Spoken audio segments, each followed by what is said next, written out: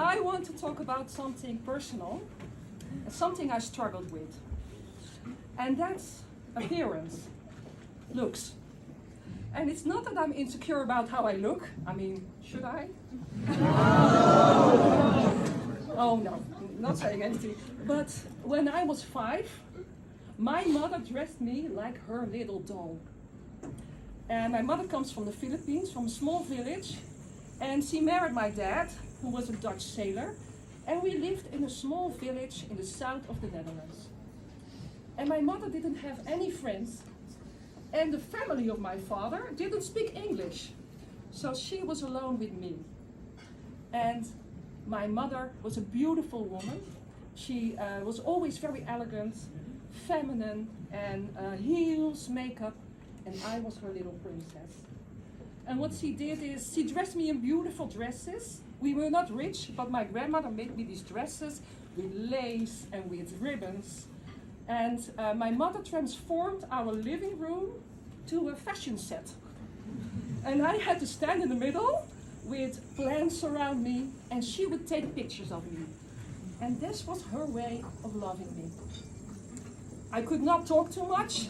I could never make a mess or even play outside, because my mother was really afraid. But I had to be perfect. And then something happened. I had to go to primary school. And I was just so shocked, because all these children, they look like little hippies to me. They had these dirty clothes with stains on them, and their hair was messy, and they had these green snots under their nose, and it was sometimes dried up, and they smelled like old milk. So I was terrified. And you know, they couldn't read. It took them half a day to read 3 words. Jip and Janneke. I mean, how difficult can it be? I was 5 and I was reading the Vogue. I mean, and you know, I thought that I was white, like them. That's what I thought. Until one boy, he called me a poep Chinees, a shit Chinese. And another girl called me a Turk. And the Turk is okay, but she called me a dirty Turk. So, and these children, you know, they were so loud and making noise all day. And I was really terrified. So I had to make myself smaller. I was standing there, you know, looking perfect, but I wanted to be invisible.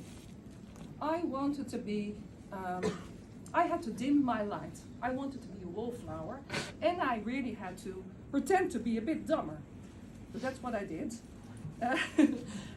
But you know, I still got commands. Because when I was 12, and I was wearing red lipstick and high heels that I bought with my black money, I'm not telling you anything about it, but they called me a slut.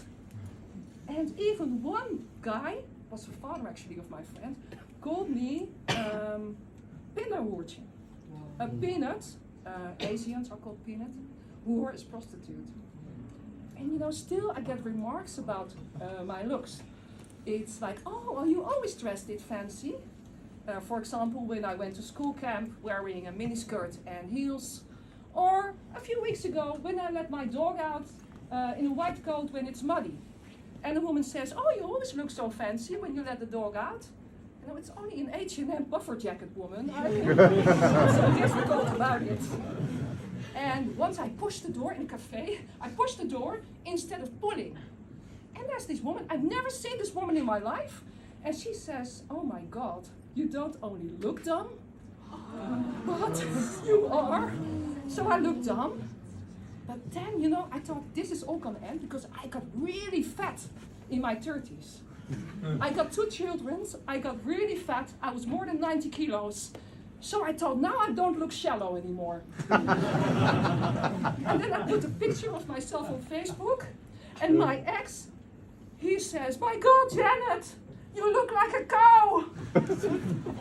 And when I lie down in my beautiful lingerie from Hunker Miller, extra, extra large, and I wanted to make love to my husband, he would say, Oh, please, no, do I have to? But something really tragic happened to me. When my youngest son was 5, he got diagnosed with leukemia. And he got chemo for many years. He got bald, he had a tube through his nose, and he was in a wheelchair. And he got better, and then the cancer returned. And after a few months, he died of a blood infection. And he was 11 years old. And I remember my friend, Kiram, who I've met in the hospital while our children were getting chemo. And her son died 5 years before. She told me, Janet, there will be days that you want to die. And it's true. But always remember one thing. Brush your teeth, put on makeup, and look really good. And I listened to that advice. And I exaggerated a bit, and I lost 25 kilos. And a year ago, I looked in the mirror, and I looked at myself, and I thought, I'm beautiful again. And then it went really wrong, because then I got addicted to making selfies, because it really gave me But when you post 10 selfies a day on Instagram, you lose friends. But you know, with all the shit happening in the world, this gives me a good feeling. And it keeps me grounded. And what I want to tell you is, like, whatever trauma you have and whatever drama you are in, you know, brush your teeth. Try to look good. And wear whatever you want to fucking wear. And never, never, ever dim your light.